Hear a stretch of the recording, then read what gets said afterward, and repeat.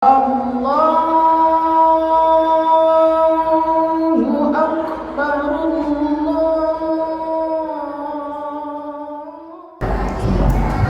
Assalamualaikum warahmatullahi wabarakatuh.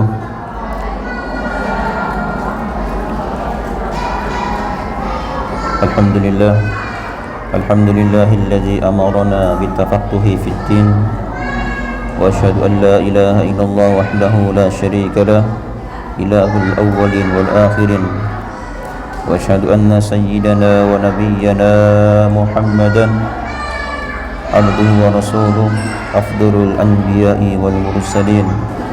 Allahumma salli wa sallim wa barik ala abdika wa rasulik sayyidina Muhammadin wa ala alihi wa sahbihi ajma'in, amma ba'd.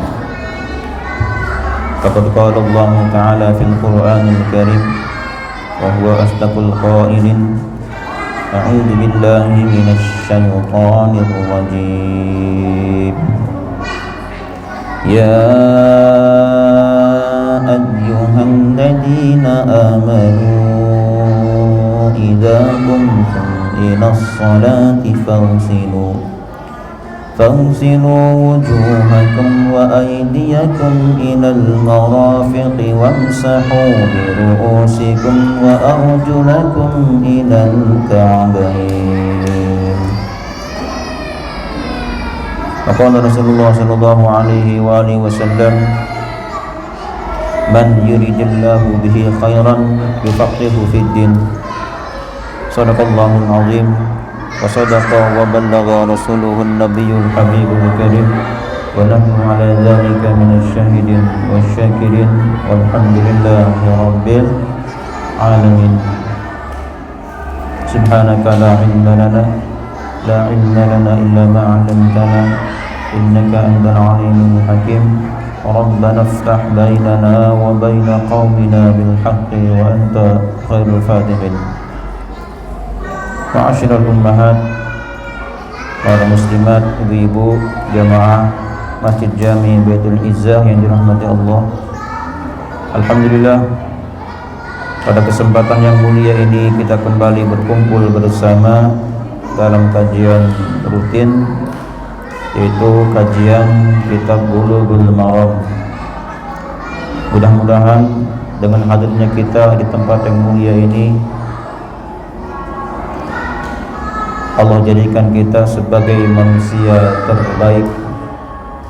Amin ya Allah ya Rabbal Alamin.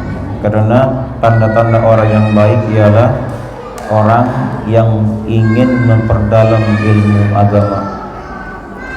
Dalam sebuah hadis Rasulullah SAW mengatakan, man yuridillahu bihi khairan yufaqihu fid din. Barang siapa yang Allah hendaki kebaikan atas dirinya, maka Allah akan menjadikan orang tersebut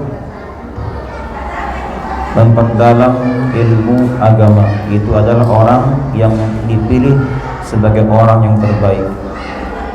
Jadi mudah-mudahan ibu-ibu semuanya termasuk kelompok orang-orang yang dipilih untuk menjadi orang yang terbaik di antara yang lainnya. Amin ya Allah ya Rabbal Alamin. Para ibu yang saya muliakan, kajian kita sore hari ini adalah tentang bab wudu, lanjutan yang kemarin. Bab wudu, hadis nomor 30. Ada?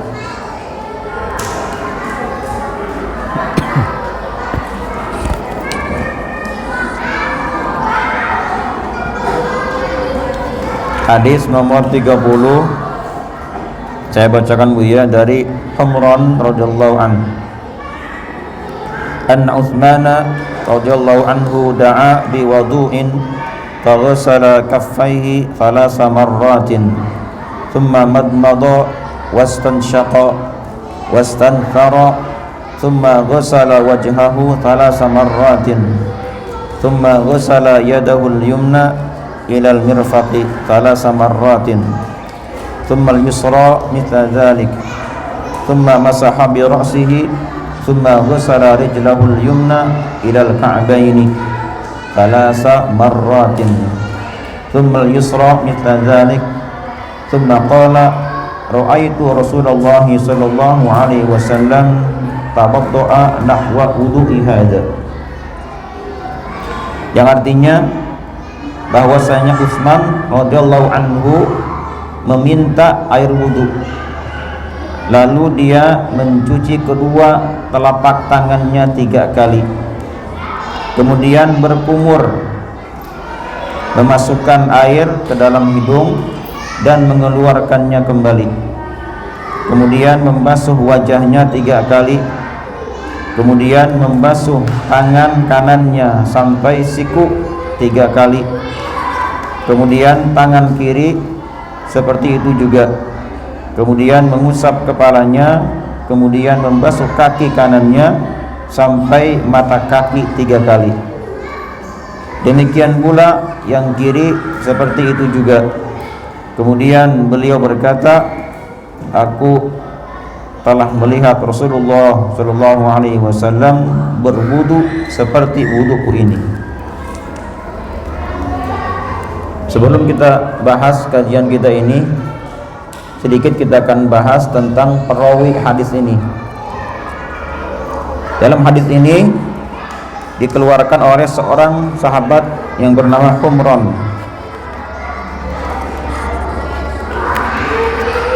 Humran nama lengkapnya adalah Humran bin Aban, yaitu seorang budak yang telah diperdekakan oleh Utsman bin Affan. Beliau adalah seorang sahabat yang pernah diutus oleh Khalid bin Walid, dan tidak sedikit hadis yang beliau keluarkan. Di antara yang meriwayatkan dari beliau adalah Wa'il, Urwah atau Al-Laisi, Yazid bin Aslam, dan beliau wafat pada tahun 75 Hijriyah. Berikutnya adalah beliau seorang budak Utsman bin Affan. Makanya beliau berkata bahwa saya pernah melihat Utsman bin Affan melakukan seperti ini. Karena beliau seorang budak Utsman bin Affan, makanya faham betul bagaimana caranya Utsman bin Affan ketika mempraktekkan wudu. Dan kita kenal ada seorang sahabat bernama Utsman bin Affan. Beliau adalah seorang sahabat Nabi, di mana beliau dalam sebuah riwayat beliau dijuluki dengan sebutan Dzun Nurain. Apa Bu? Dzun Nurain. Zu artinya seseorang yang mempunyai nuraini. Nuraini, 2 cahaya. Ini adalah julukan atau sebutan untuk beliau, Dzu Nurain, yaitu seseorang yang mempunyai 2 cahaya. Maksud 2 cahaya di sini, beliau adalah satu-satunya sahabat yang menikahi putri Rasulullah SAW 2 orang. Yang pertama, beliau menikahi seorang istri yang bernama Ruqayyah. Karena baginda Rasul mempunyai 4 istri, 4 anak atau putri. Yang pertama Fatimah Zahra, kedua Zainab, ketiga Ruqayyah, keempat Ummu Kulthum.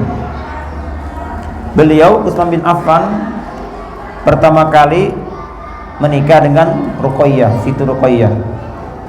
Dari Siti Ruqayyah beliau mempunyai seorang putra bernama Abdullah. Tetapi sangat disayangkan di usia 6 tahun Abdullah wafat. Kenapa? Karena matanya dipatuk ayam, sehingga membengkak akhirnya wafat. Setelah wafat ibunya Ruqayyah dan juga putranya, kemudian beliau menikah ke putri yang kedua, yaitu Ummu Kulthum. Maka disebut dengan sebutan Dzu Nurain, seorang sahabat yang menikahi 2 putri Rasulullah SAW. Utsman bin Affan adalah seorang Amirul Mukminin, pernah menjadi khalifah. Yang pertama, khalifah pertama Abu Bakar As-Siddiq. Yang kedua Umar bin Khattab. Yang ketiga adalah Utsman bin Affan. Beliau termasuk Amirul Mukminin. Dan beliau termasuk salah seorang sahabat yang pernah diberikan kabar gembira bahwa ada 10 sahabat yang dikhususkan masuk surga. Dan beliau diantaranya. Ada riwayat mengatakan ada 10 sahabat Nabi yang sengaja Nabi khususkan akan masuk surganya Allah Ta'ala. Yang pertama adalah Abu Bakar, kedua Umar, ketiga Utsman, keempat Ali bin Abi Thalib, kelima Zubair bin Awwam,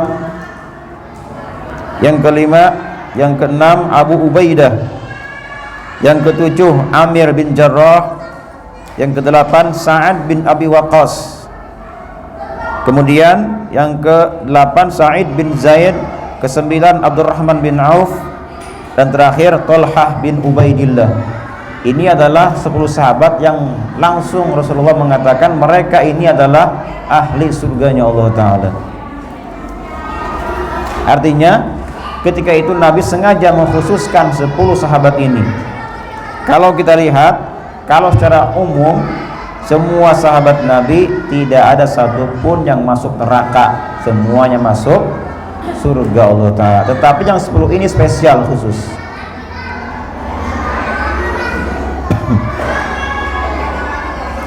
Ketika Rasulullah SAW wafat, beliau meninggalkan sahabat sebanyak 124.000. Jadi ketika beliau wafat ada sahabat berjumlah berapa? 124.000. Arti sahabat ialah seseorang yang hidup di zaman Nabi, kemudian iman kepada Nabi, dan pernah berkumpul dengan Nabi atau pernah dilihat atau melihat Nabi SAW. Itu disebut dengan sebutan sahabat. Setiap orang yang hidup di zaman Nabi, beriman kepadanya, pernah berkumpul bareng, atau pernah melihat Nabi atau pernah dilihat Nabi, maka itulah seorang sahabat. Karena tidak sedikit ibu, di zaman itu banyak orang-orang yang iman kepada Nabi tetapi tidak pernah berjumpa dengan Nabi, tidak pernah melihat Nabi, dan bahkan tidak pernah dilihat Nabi. Maka orang itu bukan sahabat Nabi SAW. Contohnya siapa? Contohnya seperti Uwais Al-Qarni. Kenal ibu Uwais Al-Qarni? Seorang soleh yang tinggal di negeri Yaman. Dia bukannya tidak mau berjumpa dengan Nabi, tetapi karena keadaan beliau punya seorang ibu yang tidak bisa apa-apa, sudah tua, tidak bisa makan, minum, mandi, cebok, maka beliaulah yang mengurus ibunya. Karena sibuk mengurus ibunya, maka beliau pun tidak sempat berjumpa dengan Rasulullah SAW. Makanya bukan sahabat Nabi. Tidak sedikit orang mengatakan, wahai Uwais, kenapa anda tidak pernah mau bertemu dengan baginda Rasul? Beliau menjawab, saya punya orang tua, saya punya ibu yang rentak, yang tidak bisa apa-apa. Saya tidak mau meninggalkan ibu dalam keadaan tidak berdaya. Uniknya ibu, uniknya beliau ini, beliau membeli seekor anak sapi. Itu tiap hari anak sapi tersebut dibawa ke bukit, naik ke bukit, turun lagi. Orang mengatakan huwa majnun, ini orang gila katanya. Kenapa anak sapi dibawa ke atas, turun tiap hari begitu, naik lagi, turun lagi, naik turun. Ternyata ini adalah siasat beliau, karena beliau satu hari nanti akan menggendong umminya untuk menuju Ka'bah untuk melaksanakan ibadah haji. Karena ibunya berat, makanya beliau mencoba bagaimana supaya ringan dibawa. Anak sapi lah yang dia bawa, belajar membawa anak sapi dari mulai kecil anak sapi tersebut sampai besar anak sapinya. Nah pada saatnya tiba, akhirnya beliau pun menggendong umminya dari Yaman. Bayangkan dari Yaman ke Mekah Al-Mukarramah. Kira-kira kita sanggup nggak Bu, seorang bapak? Subhanallah. Sampai di Mekah, beliau berniat ingin berjumpa dengan baginda Rasul. Akan tetapi baginda Rasul sedang pergi keluar dengan para sahabat melakukan perang. Akhirnya apa yang terjadi? Beliau pun kembali ke negeri Yaman tanpa bertemu dengan baginda Rasul. Makanya beliau bukan termasuk sahabat Nabi. Dan Nabi mengetahui bahwa ada seorang hamba Allah yang saleh bernama Uwais Al-Qarni datang ke rumah beliau. Kata beliau kepada Umar dan Ali, kalian berdua jika ingin minta doa, maka mintalah kepada Uwais Al-Qarni. Meskipun bukan sahabat, tetapi diakui oleh penduduk langit. Itulah Bu, sedikit sejarah tentang para sahabat-sahabat Nabi. Jadi Utsman termasuk salah seorang sahabat yang dikhususkan masuk ke dalam surganya Allah Ta'ala. Dan beliau termasuk salah seorang sahabat yang melakukan sholat 2 rakaat khatam Quran. Rakaat pertama 15 juz, rakaat kedua 15 juz, jadi 2 rakaat khatam Al-Quran Al-Karim. Beliau termasuk sahabat yang tidak pernah tidur, setiap malam ibadah kepada Allah Ta'ala. Dan beliau termasuk sahabat yang Rasulullah SAW pun malu ketika berhadapan dengan beliau. Ketika Nabi sedang duduk istirahat nyantai, ada tamu, ditanya siapa dia, Abu Bakar, Nabi biasa saja. Datang lagi tamu, siapa, Umar, biasa saja. Tapi ketika datang Utsman bin Affan, siapa, Utsman bin Affan, langsung beliau duduk pakai baju. Kenapa? Karena agak malu kepada Utsman bin Affan radhiyallahu anhu.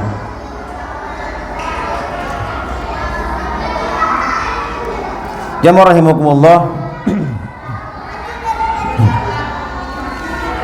Ketika Nabi bercerita kepada sahabat-sahabat bagaimana kengerian alam akhirat, ada yang namanya hisaban, ada namanya mizan, ada alam ini, alam itu, semua sahabat menangis ketika Nabi menceritakan tentang bagaimana kengerian azab-azab yaumul qiyamah.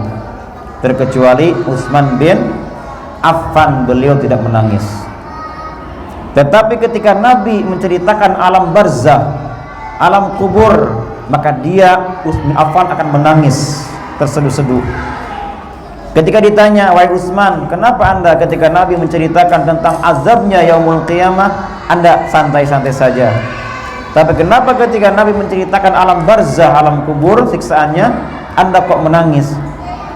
Dia menjawab, kalau di yaumul qiyamah disiksanya rame-rame, katanya, rame-rame ada temannya. Tetapi kalau di alam barzah, alam kubur, kita sendirian Bu, tanpa ada yang menemani. Makanya beliau menangis. Dan beliau meriwayatkan hadis sebanyak 146 hadis. Ada 146 hadis yang beliau riwayatkan. Nah, diantaranya adalah hadis tentang bab wudu. Beliau wafat karena dibunuh oleh orang Yahudi. Jadi ada orang Yahudi pun namanya saya lupa. Jadi pedangnya itu ditaburi dengan apa? Racun. Kemudian dia ketuk pintu, dia menunggu kapan Utsman bin Affan keluar, maka dia akan huluskan, akan pukulkan pedangnya ke jidat beliau. Begitu beliau keluar rumah, nah tiba-tiba ada serangan dari orang Yahudi yang akhirnya beliau pun luka di bagian kepalanya. Karena beracun pedangnya, akhirnya membuat beliau wafat. Itulah Utsman bin Affan radhiyallahu anhu. Nah, kata Humron, kata beliau bahwa anna Utsmana, sesungguhnya Sayyidina Utsman da'a biwadu'in, beliau pernah mencari biwadu'in, air untuk wudu. Jadi Bu, ada istilah wudu, ada istilah wadu, beda. arti wudu dengan arti wadu. Kalau wudu adalah praktek pelaksanaan wudu, membasuh wajah, membasuh tangan, mengusap kepala, membasuh kaki, ini namanya wudu. Tapi kalau wadu adalah air yang disiapkan untuk berwudu, itu namanya wadu. Jadi ibu kalau saya sudah belajar ilmu bab wudu, nanti kalau ibu mau wudu, jangan mana airnya gitu, mana air, tapi mana wadunya, mana wadu. Ganti istilahnya, bukan air lagi, wadu ya. Setiap air yang dipakai untuk, yang disiapkan untuk berwudu, maka itu istilahnya namanya apa? Wadu. Nah, beliau pernah sebelum berwudu mencari air untuk berwudu. Setelah dapat airnya, faghasala kaffaihi, kemudian beliau membasuh dua telapak tangannya, salasa marratin, sebanyak 3 kali. Jadi ini praktik pertama, Bu. Sebelum kita berwudu, langkah pertama adalah membasuh kedua telapak tangan berapa kali? Salasa marratin, sebanyak 3 kali. Terutama kalau waktu malam, Bu ya. Kalau waktu malam kita nih bangun dari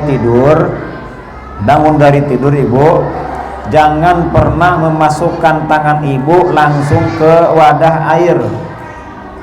Kenapa? Karena khawatir tangan Ibu ada najisnya. Kalau kita tidur, kita tidak sadar, mungkin kita menggaruk-garuk kulit, akhirnya ada darahnya. Atau mungkin kita ngupil lah, apalah, banyaklah, orang tidur namanya juga. Makanya anjuran agama kita, setiap kita bangun tidur adalah cuci dulu tangan kita yang dua ini, cuci, basuh ya. Nanti baru kalau mau masukkan ke dalam wadah, silakan saja. Ini dianjurkan begitu. Termasuk diantaranya adalah ketika orang hendak berwudu, maka langkah pertama adalah membasuh kedua tangannya. Berapa kali? 3 kali. Kemudian ini kan kaf ya. Kaf itu artinya kalau secara bahasa mencegah. Bahasa Arab telapak tangan itu adalah kafun. Kafun, 1 telapak tangan. Kafaini, 2 telapak tangan. Makna kafun adalah mencegah. Kenapa dikatakan makna mencegah diartikan dengan kaf, dinisbatkan kepada tangan, telapak tangan? Karena biasanya orang kalau mau ngapain, mau menahan dari apapun, yang dipakai adalah kedua telapak tangan. Kalau kita mengusir nyamuk pakai apa, Bu? Pakai telapak tangan. Kalau kita untuk menahan apa, angin atau apa, telapak tangan tahan ini. Makanya disebut dengan kaf. Alat yang mencegah dari segala yang menimpa kita. Nah, kemudian setelah kita selesai membasuh kedua telapak tangan, summa tamadmadha, kemudian Nabi melakukan tamadmadha, berkumur Nabi itu. Tahu kumur-kumur, Bu? Tahu kumur-kumur? Bagaimana cara kumur-kumur? Ada yang paling sedikit, ada yang minimal, ada yang maksimal. Minimal kumur-kumur ialah kita masukkan air ke mulut kita tanpa dikumur-kumur, masuk saja, kemudian dikeluarkan lagi. Itu termasuk madmadhah, kumur-kumur, tapi minimal ini, paling sedikit. Yang paling sempurna adalah ketika kita masukkan air ke mulut kita, kita kumur-kumurkan, kemudian masukkan ke lak-lakan kita, tenggorokan kita, bunyi, keluarkan, ambil lagi, keluarkan lagi. Ini obat, Bu, obat ternyata. Apalagi sekarang musim corona, Bu ya, musim banyak corona sekarang nih. Itu diantara obatnya itu tuh. Ambil air, masukkan, keluarkan. Nah, di sini boleh ibu keluarkan, dibuang lagi, boleh juga ditelan. Boleh menelan air wudhu yang kumur-kumur, atau boleh juga mengeluarkannya, bebas. Kayaknya kalau ibu-ibu di sini kayaknya nggak akan ditelan itu. Iya, Bu ya. Ditelan apa dibuang? Ditelan.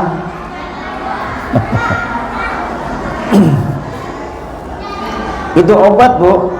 Jadi ternyata air wudhu, air bekas wudhu sebetulnya itu obat ternyata, Bu. Kenapa kok agama menganjurkan ditelan? Karena ternyata air yang dipakai, air bekas pemakaian wudhu itu adalah obat buat kita.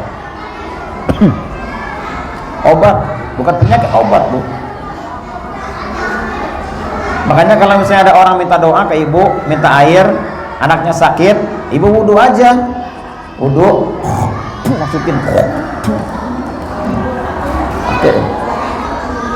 Adi wajahnya, tambah lagi, tangannya, terus ambil semuanya, kasihkan ke anak itu. Kira-kira ibu berani nggak? Itu bukan jijik, itu obat. Tapi kalau mau ngasih air begituan, jangan kasih tahu gitu. Nah kalau mau ibu untuk anak sendiri, Bu ya, untuk anak sendiri nggak usah ini, ibu nggak usah baca apa-apa, cukup wudhu. Anak ibu sakit, ibu wudhu. Setiap air bekas wudhu ibu ambil, kasihkan ke anak ibu. Insya Allah anak ibu akan sehat kembali. Kalau anak sendiri nggak apa-apalah, berkah. Daripada coba, Bu, ada orang katanya kalau kita praktik orang tua, cuci kakinya, kemudian apakan airnya? Diminum. Ada nggak syariatnya, Bu? Ada nggak syariatnya? Cuci kaki ibu dua-duanya, kemudian minum kakinya. Ini bentuk dari pengabdian baktinya seorang anak. Saking hinanya dia di hadapan ibunya sampai berani seperti itu. Bukan anjuran, bukan, tapi ini sebagai bukti bakti kita. Nah kalau misalnya bakti seperti itu tidak ada anjurannya, yang ini ada anjurannya, berwudu. Bahwa air wudu itu adalah air obat. Kalau kita punya anak, silakan kasihkan. Tapi untuk suami jangan, Bu, sungguh terlalu itu. Jangan dong ya. Berikutnya, Bu, adalah kemudian setelah Nabi berkumur-kumur, wastansyaqa, beliau melakukan atau menghirup air ke dalam hidungnya, memasukkan air ke dalam hidung.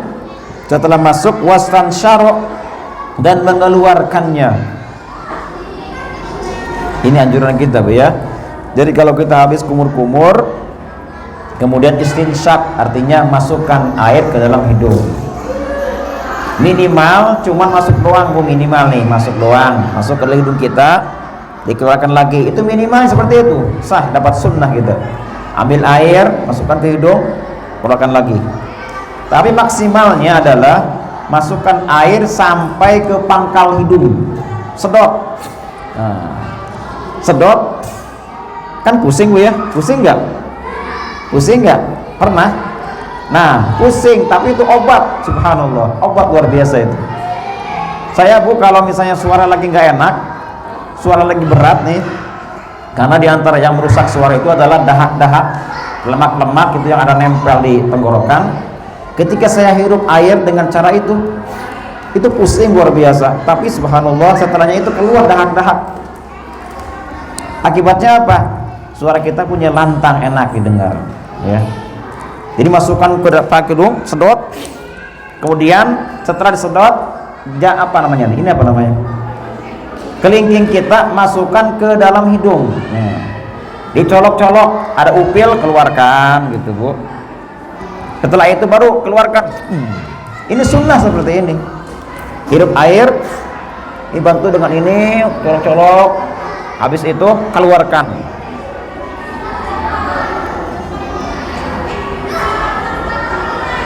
Ini adalah sempurnanya memasukkan air dan mengeluarkannya seperti itu.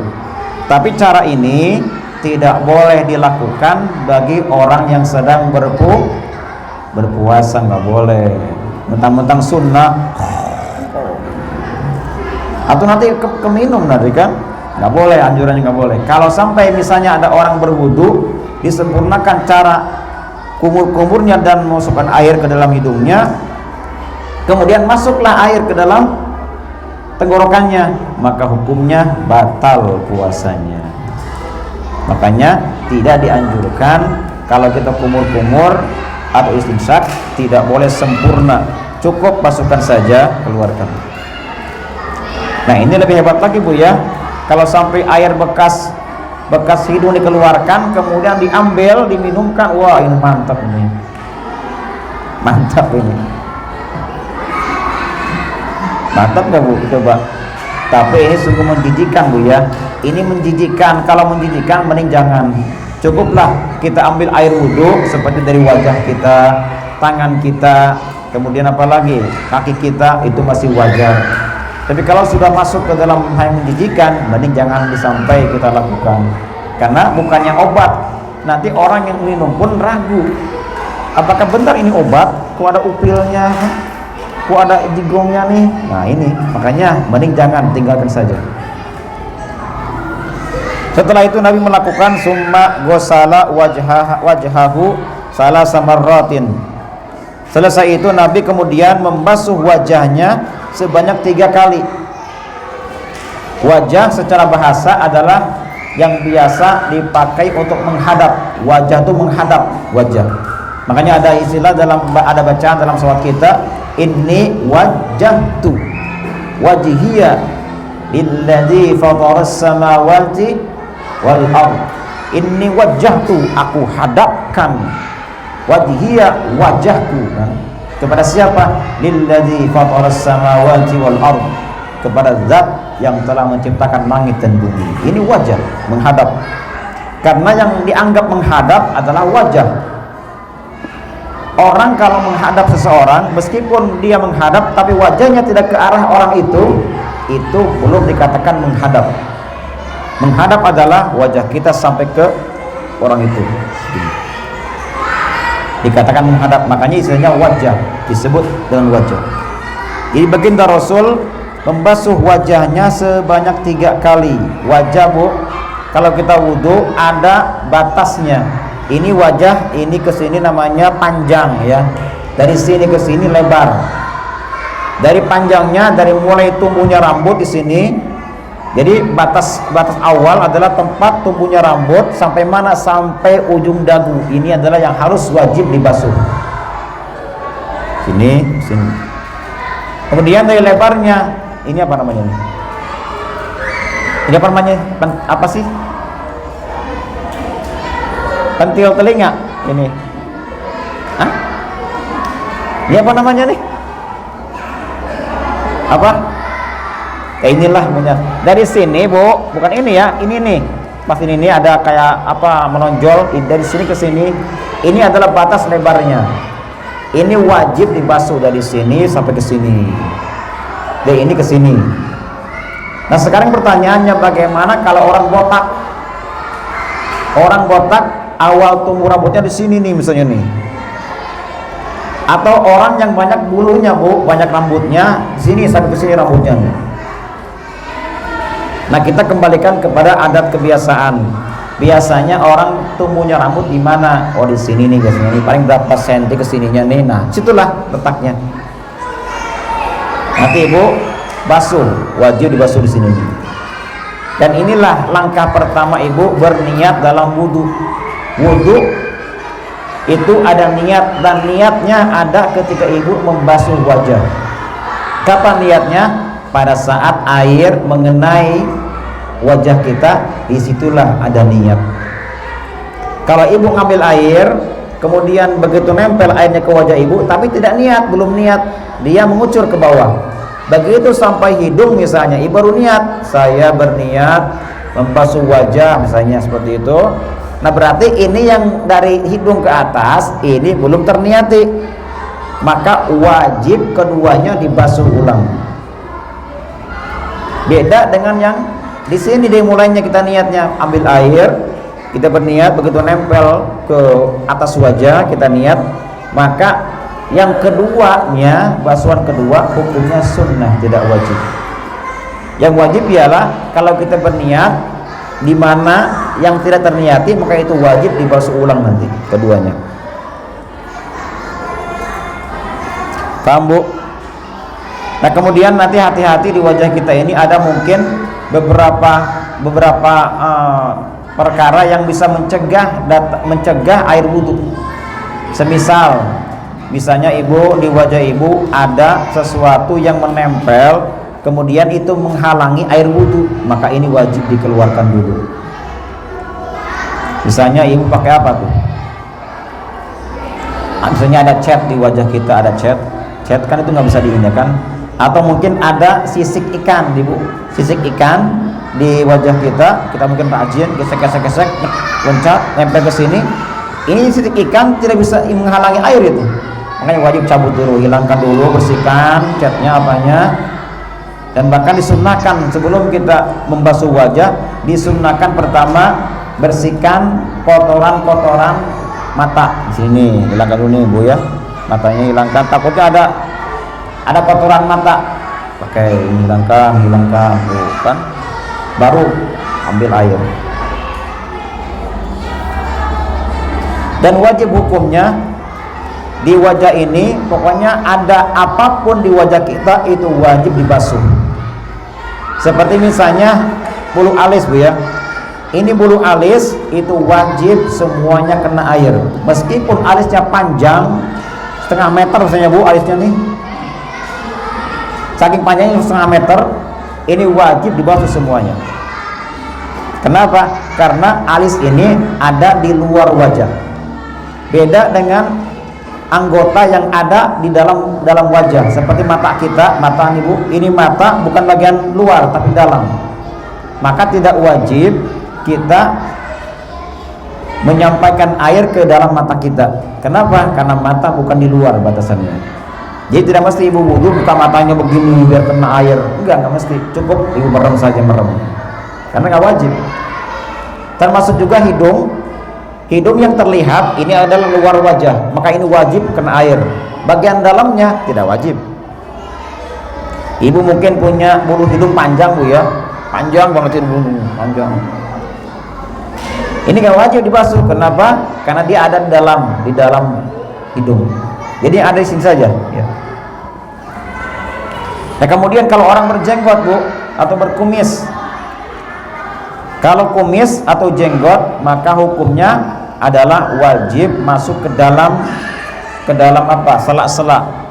Terkecuali dia punya jenggot panjang jenggotnya sehingga saking tebal jenggotnya tidak terlihat bagian kulitnya. Nah, ini cukup bagian luarnya saja. Kalau laki-laki, Bu ya. Jadi kalau perempuan berjenggot atau berkumis, ini wajib dibasuh ke dalam-dalamnya. Kenapa? Karena jenggot dari perempuan termasuk jarang terjadi. Makanya kalau ada perempuan berjenggot, itu wajib dibasuh semuanya ke dalam ini, apa kulit-kulitnya masuk. Nah berikutnya, setelah Nabi melakukan membasuh wajah 3 kali, summa ghassala yadahul yumna, kemudian beliau membasuh tangannya yang sebelah kanan. Sampai mana? Ilal mirfaqi, sampai sikunya. Kemudian Nabi setelah selesai membasuh wajah, kemudian membasuh tangan kanannya. Berapa kali? 3 kali. Di mana hitungan tangan? Hitungan tangan adalah dari mulai ujung jari sampai siku. Ini namanya tangan, ya. Ini wajib dibasuh. Hati-hati kalau misalnya ada yang menghalangi air, itu pun wajib dihilangkan. Misalnya ibu kukunya panjang, kemudian ada kotoran yang sekiranya menghalangi air ke dalam kulit yang di kuku, maka wajib dihilangkan kukunya, dibersihkan kukunya.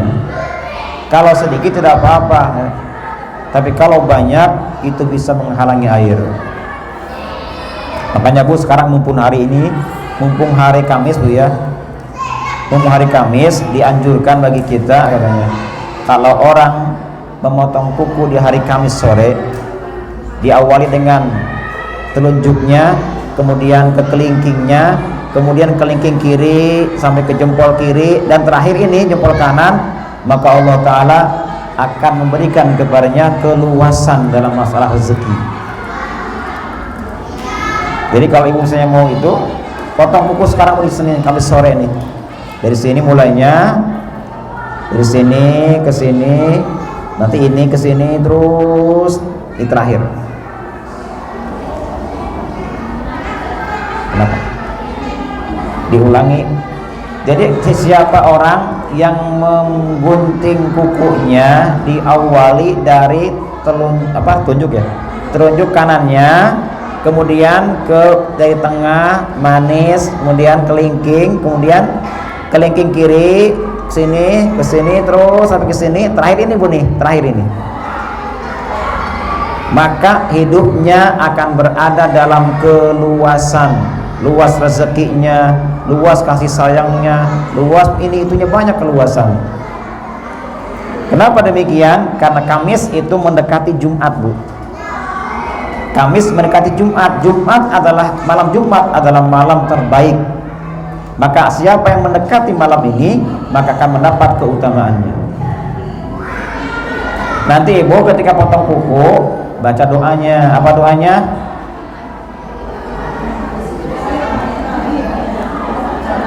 Apa doanya? Bismillahirrahmanirrahim. Bacanya Bismillahi wa ala millati Rasulillahi sallallahu alaihi wasallam. Pendek, Bu. Bismillahi wa ala millati Rasulillah sallallahu alaihi wasallam. Coba sama-sama. Bismillahi wa ala millati Rasulillah sallallahu alaihi wasallam. Sekali lagi coba. Millati Rasulillahi sallallahu alaihi wasallam. Doa ini bisa untuk semuanya. Setiap sunnah-sunnah, kalau kita ingin mengikuti sunnah Nabi, maka ini doanya. Ya, setiap kita ingin mengikuti sunnahnya Nabi, maka ini doanya. Sunnah Nabi ada berapa? Ada banyak, Bu. Di antaranya kalau kita laki-laki disunnahkan memotong kumis. Nah ini nih, kumis. Sunat kumis digunting, bukan dikerik, digunting. Kalau kumis kita sampai ke wilayah bibir, maka sunnah dipotong. Apa doanya? Bismillahi wa ala millati Rasulillah. Ini doanya.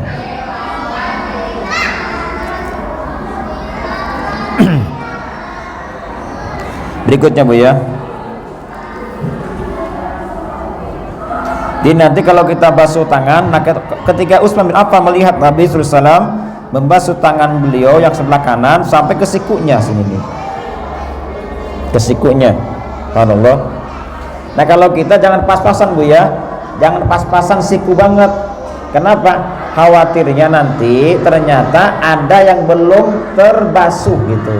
Lebihkan. Berapa ukurannya? Kita kepalkan tangan kita nih di atas siku. Nah ini Bu nih. Nah seginilah ukurannya. Sampai sini, Bu. Intinya nih. Intinya adalah lebihkan, jangan dipaskan.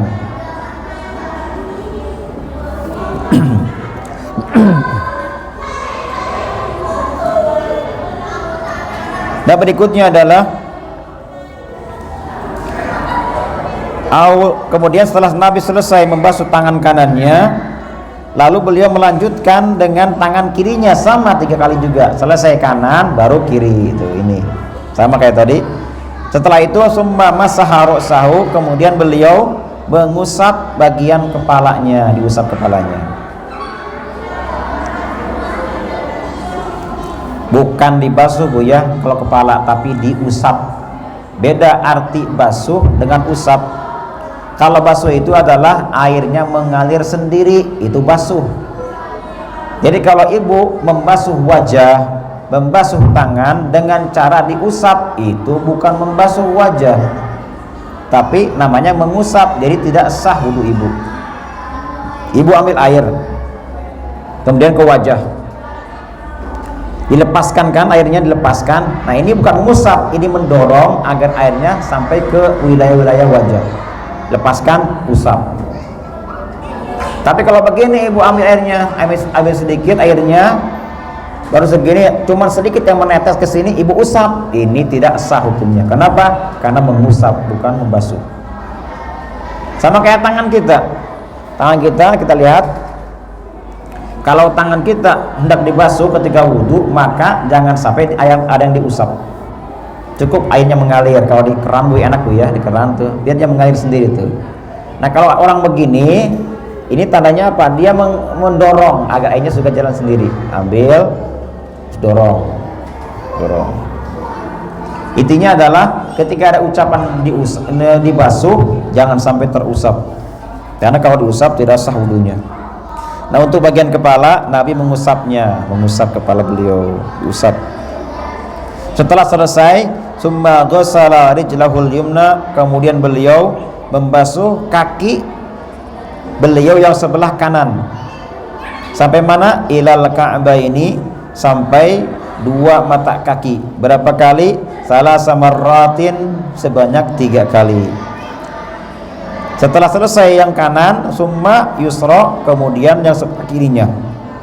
Misal dzalik, sama 3 kali juga.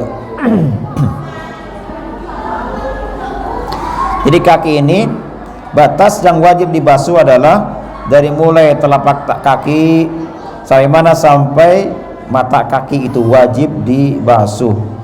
Ini pun sama, jangan pas-pasan bu ya. Kita lebihkan, misalnya ini kaki, kita kita pegang atasnya biar dia apa? Biar nanti melebihi. Kalau pas-pasan takut nggak sempurna wudunya. Dan inilah diantara kehebatan umat Muhammad SAW. Dibanding umat yang lain, umat Nabi Muhammad SAW dibedakan.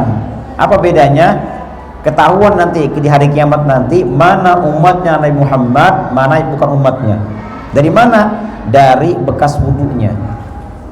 Kalau umat-umat dulu wudunya tidak seperti kita. Kalau kita wajah dilebihkan sampai ke sini wudu.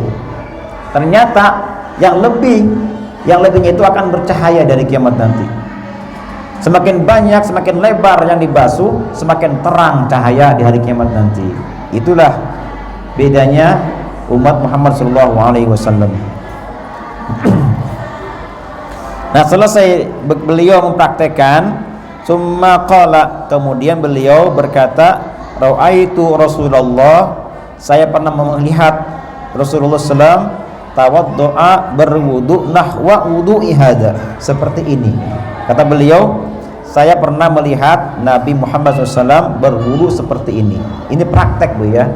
Jadi beliau mempraktekkan bagaimana cara wudunya Rasulullah SAW. Para ibu rahimakumullah, hadis ini adalah bagaimana sempurnanya wudu. Di dalam hadis ini ada yang wajib dibasuh, ada yang sunnah dibasuh. Jadi tidak semuanya bu ya. Kalau yang wajibnya hanya berapa? Hanya 4 anggota yang wajib dibasuh. Pertama wajah, kedua tangan, ketiga kepala, kelima kaki. Ibu dibuka surah Al-Maidah ayat 6, silakan. Dibuka Al-Maidah ayat 6. Ini adalah diantara yang wajib dibasuh ketika wudhu. Apa kata Allah dalam Al-Quran Al-Maidah ayat 6?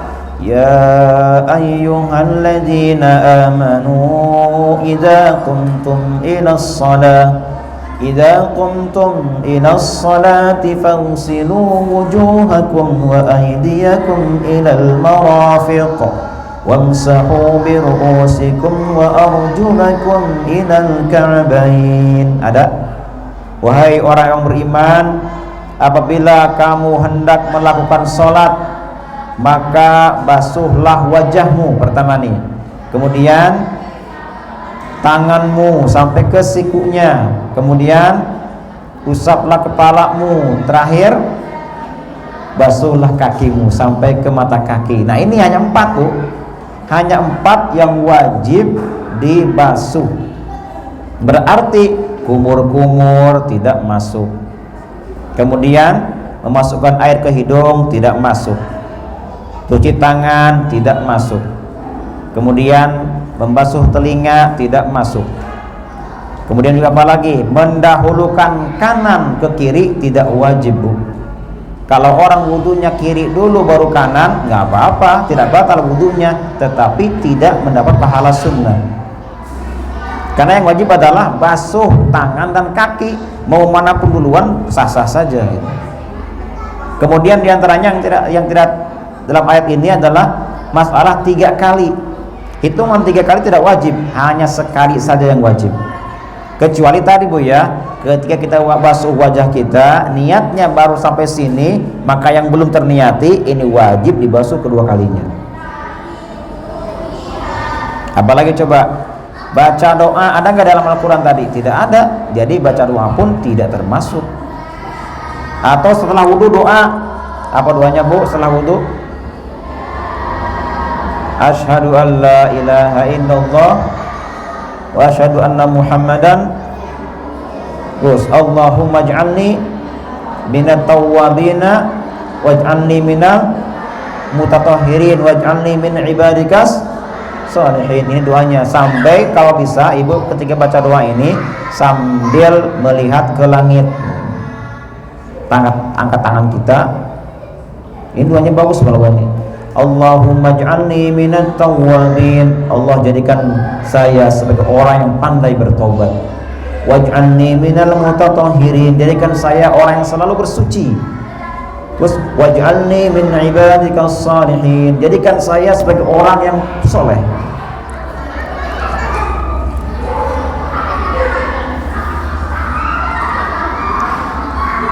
Jadi hadis ini menceritakan tentang sempurnanya wudhu, bukan wajib wudhu. Jadi itulah bagaimana Nabi ketika berwudhu, sangat sempurna Nabi itu. Beginilah cara-caranya Bu ya. Baik, masih ada waktu? Masih ada 5 menit lagi, 4 menit lagi.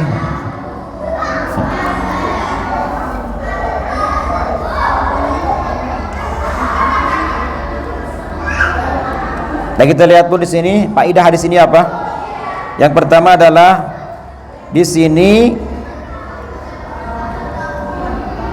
ada anjuran tentang membasuh tangan 3 kali ketika atau sebelum dimasukkan ke dalam air wudu. Ini sunnah ijma para ulama. Nah, saya Bu akan sedikit menerangkan sini Bu ya, tentang khilaf antara ulama. Khilaf antara ulama tentang masalah wudu, tentang masalah kumur-kumur dan memasukkan air ke hidung. Sebagian para imam menyatakan bahwa kumur-kumur kemudian menghirup air itu hukumnya wajib. Kenapa? Karena masuk ke dalam bahasan wajah. Berarti yang kaitan dengan wajah itu wajib. Kumur-kumur kan di mulut, di wajah. Masukkan air di hidung kan di wajah juga. Makanya sebagian mengatakan wajib kumur-kumur dan wajib masukkan air ke hidung. Sebagian mengatakan tidak wajib. Inilah kita nih Bu ya. Tidak wajib kumur-kumur dan juga istinsyak. Kenapa? Karena Rasulullah mengatakan ada 10 yang termasuk sunnah. Yang pertama adalah kata Nabi, menggunting kumis, itu hukumnya sunnah. Yang kedua adalah membiarkan jenggot, itu pun sunnah hukumnya, biarkan jenggot itu. Berikutnya adalah wasiwak, bersiwak, itu sunnah juga. Berikutnya adalah itinsyaqul ma, menghirup air ke dalam hidung, sunnah juga di sini. Berikutnya adalah menggunting kuku. Terus kemudian membersihkan sela-sela jari. Kemudian mencabut bulu ketiak, itu hukumnya sunnah Bu, dicabut bulu ketiak. Berikutnya adalah mencukur bulu kemaluan, itu sunnah hukumnya. Kalau laki-laki dicukur, kalau perempuan dicabut. Bu, hukumnya mencabut bulu kemaluan itu kalau laki-laki sunnah hukumnya, kalau perempuan dicabut. Kenapa demikian? Karena ternyata bulu kemaluan ini adalah titik syahwatnya seseorang. Ketika dicabut, syahwatnya berkurang. Kalau tidak dicabut, tidak juga digunting, syahwatnya tinggi. Makanya sunnah dalam Islam setiap 40 hari sekali kita cukur atau cabut bulu kemaluan kita, itu sunnah hukumnya. Halo Ibu, sunnah Bu ya, sunnah 40 hari sekali, yang dibiarkan gondrong Bu.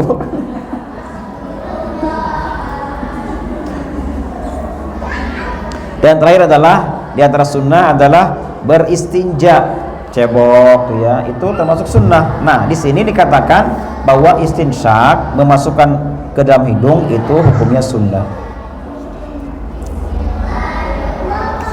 Berikutnya adalah soal masalah membasuh wajah Bu. Ini wajah nih, mengusap kepala. Sebagian mengatakan bahwa mengusap kepala hukumnya wajib. Semua kepala, bukan sebagian, semua kepala. Dari mulai sini Bu, ini kepala nih sampai ke belakangnya nih, ini wajib diusap. Tuh. Beda dengan Asy-Syafi'i, beliau mengatakan tidak wajib semuanya diusap kepala, cukup satu helai pun jadi. Satu helai rambut ibu usap itu sah-sah saja wudunya. Kalau ini mah banyak Bu, misalnya kita ambil air nih, nah, kan, ting, udah sah. Ini banyak, ini mah tuh satu helai aja, satu helai itu cukup. Dan hati-hati Bu, di dalam agama itu, dalam Al-Quran ataupun hadis Nabi, yang diusap bukan rambut tapi kepala. Artinya apa? Yang ada rambut di wilayah kepala, maka itu sah diusap. Kalau rambut yang keluar dari batas kepala kita, maka itu tidak sah diusap. Misal Bu ya, kan rambut ada yang ke depan, ada yang ke belakang. Nah kalau ke depan misalnya nih, nah seperti ini bulu rambut saya nih, nah saya ambil sedikit nih, ini nggak gondrong sih. Nah ini kan tuh ada lebih kan. Nah ini berarti kalau lebih dari batas kepala, kalau saya usap yang di ujung ini nih, ambil air ujungnya diusap saja, ini tidak sah. Kenapa? Karena dia keluar dari wilayah kepala. Yang bisa itu adalah rambut yang ada di wilayah kepala, itu boleh diusap. Ibu rambutnya panjang ke belakang kan misalnya nih, karena panjang ke belakang ibu usap rambut ujungnya misalnya, nggak sah Bu. Kenapa? Karena itu keluar dari batas kepala. Jadi di sini yang wajib dibasuh nih, ambil air, nah udah cukup. Mungkin Ibu itu saja mungkin penjelasan untuk kajian kali hari ini. Silakan bagi ibu-ibu yang ada pertanyaan, kali tafadhol. Terima kasih Ustazah. Baik, kita Ustazah. terima kasih Ustazah. Baik, saya kasih dua pertanyaan yang mungkin mau bertanya. Baik. Oh, sudah dua ya. Terima kasih.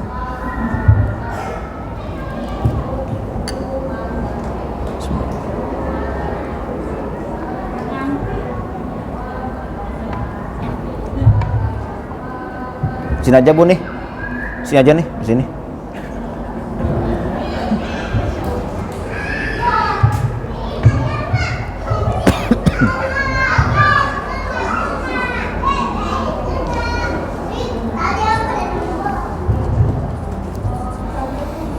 Waalaikumsalam.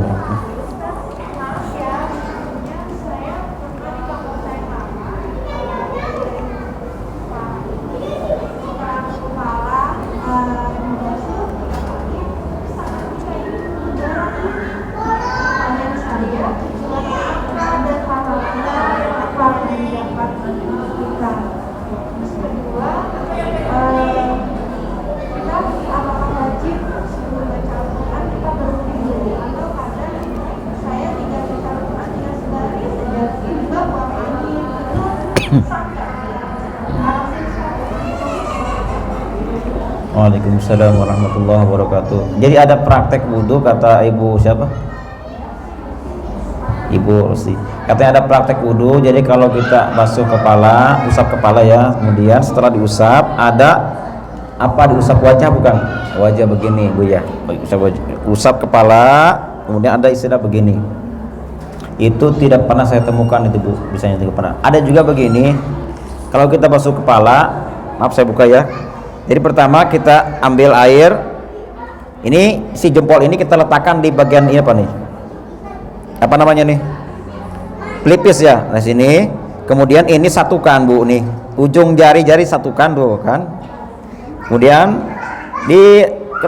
lepaskan ke belakang begini, terus sampai ujung kepala, balikan. Nah begini, bukan. Begitu sini baru dibalikan lagi. Nah gini. Itu mah enggak, itu bagian khusus nanti telinga. Ambil lagi air keduanya, ambil lagi air, kemudian sama kayak tadi, kan? Nah begini. Kalau ini mah itu ketika wajah Bu, ibu basuh wajah, ambil air 1, selesai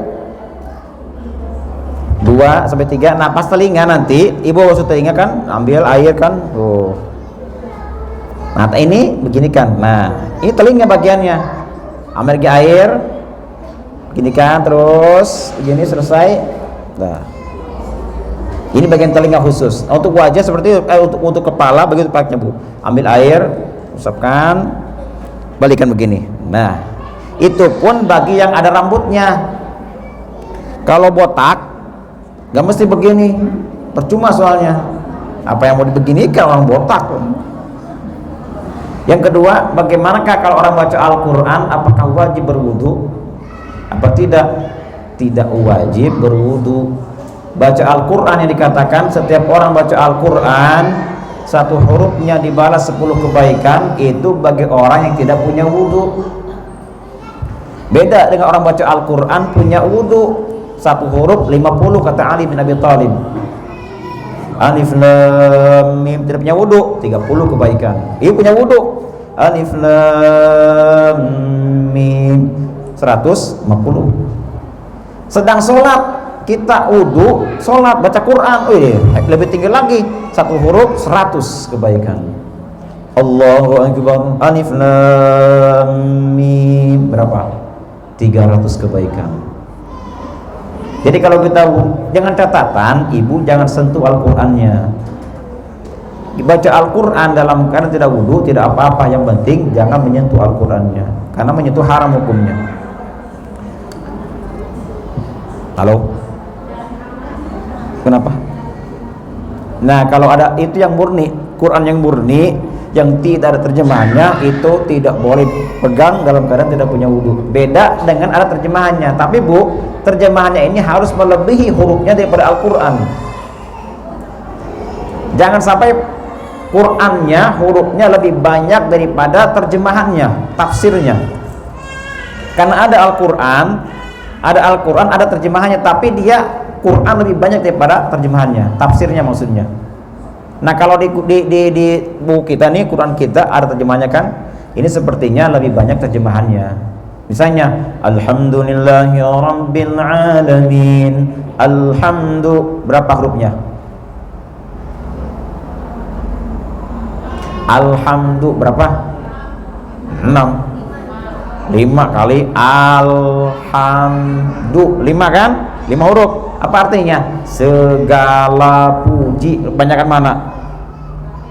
Latin kan? Berarti boleh dipegang. Makanya kalau Al-Quran kita ada terjemahnya itu lebih banyak huruf-hurufnya. Tapi ada tafsir Quran yang lebih sedikit tafsirnya dibanding Qurannya. Ini nggak boleh kita pegang kalau tidak punya wudu. Masih ada?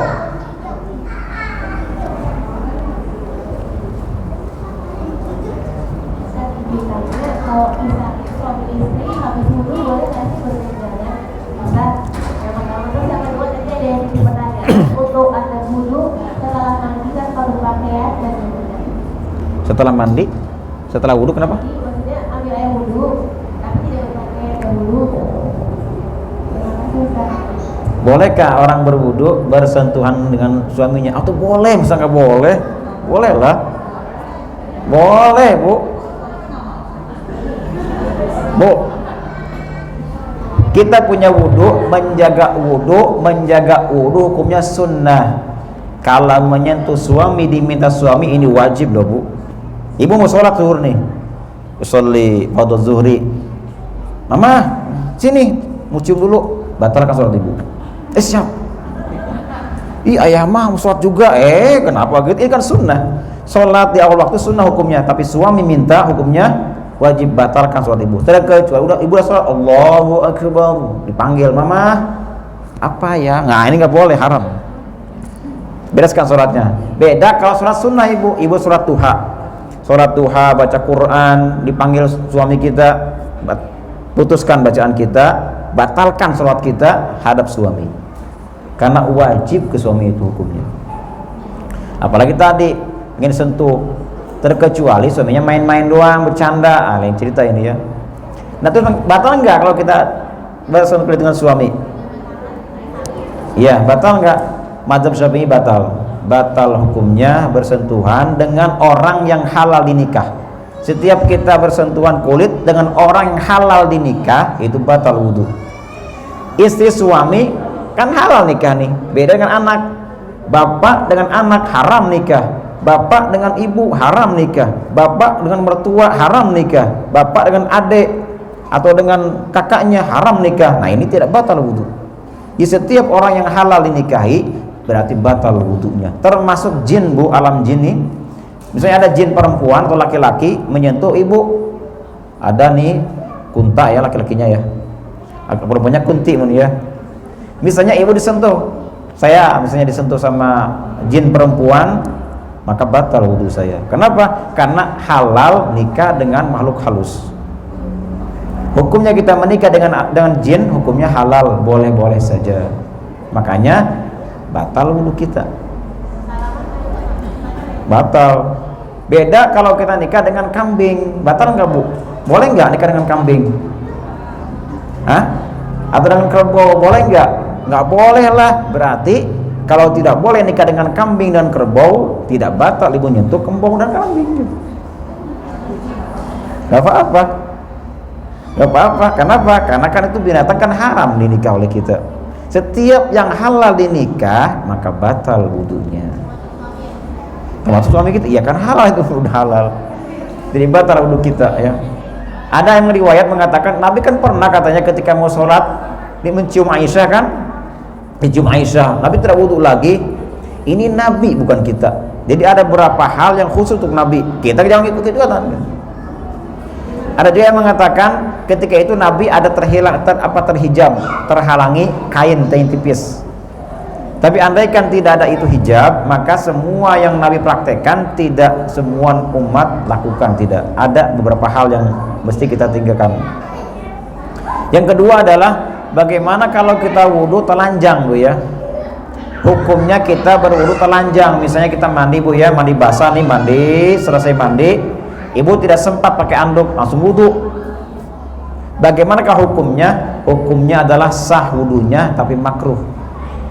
Artinya apa? Artinya ibu tidak dapat pahala berwudu. Kalau pakai pakaian dulu, ya setidaknya pakai anduk, maka ibu dapat pahala apa? Pahala menutup aurat. Dapat pahala dua nanti, wudunya dapat, termasuk adab wudu pun dapat. Banyak diantara wudu yang menghilangkan pahalanya. Diantaranya adalah kalau kita wudu ngomong, itu bisa membatalkan pahala wudu. Ngomong, kecuali ngomongnya yang darurat atau hajat itu boleh diomongkan. Kalau nggak ada hajat, wudu sambil nyanyi coba misalnya, atau ngomong nggak karuan. Tapi kalau ada hajat dipanggil orang misalnya apa, kita jawab, atau kita lihat anak kita mau celaka, kita teriak, ini nggak apa-apa. Kemudian diantaranya yang bisa membatalkan pahala wudu adalah kalau kita berwudu, bekas wudunya kita usap, kita keringkan, itu bisa menghilangkan pahala wudu. Wajah kita basah tadinya, diusap dengan handuk, hilanglah pahala wudunya. Tangan kita basah tadinya, diusap dengan kain, hilang pahala wudu. Makanya biarkan saja dia begitu. Sama kalau kita sholat bu, kita sholat, sepanjang dalam sholat ada mungkin menempel jidat kita kotoran-kotoran, ini jangan dihilangkan, jangan betah, ya ini aja. Nanti kalau di sholat assalamualaikum silahkan hilangkan. Sepanjang dalam sholat jangan dihilangkan. Kenapa? Sama dengan menghilangkan bekas ibadah. Menghilangkan bekas ibadah hukumnya makruh. Termasuk diantaranya adalah orang berwudu, basahnya anggota wudu kita keringkan dengan apa kek, itu bisa menghilangkan keutamaan atau fadilah pahala wudu. Sudah? Baik, kita akhiri kajian kita dengan bacaan doa. Bismillahirrahmanirrahim. Alhamdulillahirabbil alamin. Allahumma salli wa sallim ala sayyidina Muhammadin wa ala alihi wa sahbihi ajma'in. Amin ya rabbal alamin.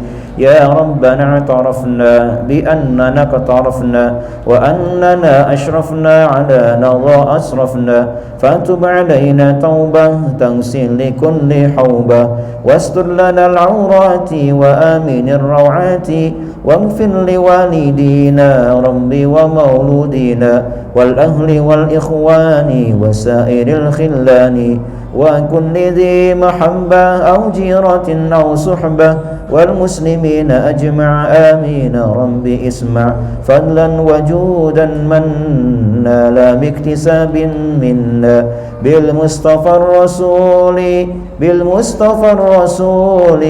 بالمصطفى الرسول نحظى بكل سول صلى وسلم ربي عليه عند الحب وآله وصحبه عدالة الصحب والحمد لله في البدء والتناهي. Sama-sama yuk. Rabbana atina fid dunya hasanah wa fil akhirati hasanah wa qina adzaban nar. Wa sallallahu ala sayyidina Muhammadin wa ala alihi wa sahbihi wa sallam. Subhana rabbika rabbil izzati amma yasifun wa salamun alal mursalin walhamdulillahi rabbil alamin. Subhanakallahumma wa bihamdika ashhadu an la ilaha illa anta astaghfiruka wa atubu ilaik. Assalamualaikum warahmatullahi wabarakatuh. Waalaikumsalam.